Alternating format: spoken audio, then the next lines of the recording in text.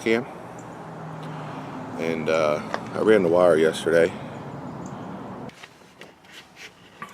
So here's how I installed it. I got wire hanging here, and then I just ran along. I clipped it with these type of clips along the top, and then down the side. And I drug it down there, brought it around here,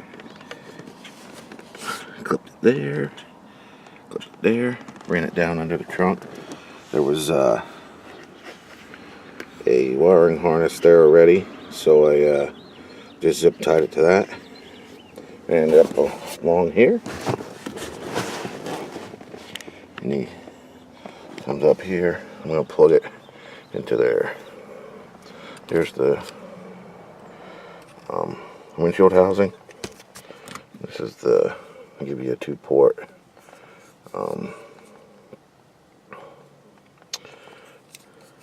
car adapter. And here's the camera. It's SJ cam, touchscreen on the back. Hopefully it works.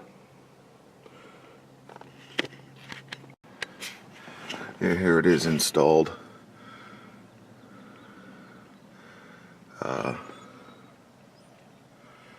It's very cold out, so the suction cup ain't that great. And I really don't like how the wire is on top there. It's kind of weird. But yeah, everything else looks pretty good. It's recording right now, which I don't know why. Must be a constant feed in there, is what I would assume, because it don't have its own power. So that kind of is an issue. Yeah, I'm gonna have to rethink this over a little bit here now. But let's do a outside look. Oh yeah, you can see that there's a camera in there. I don't really want that.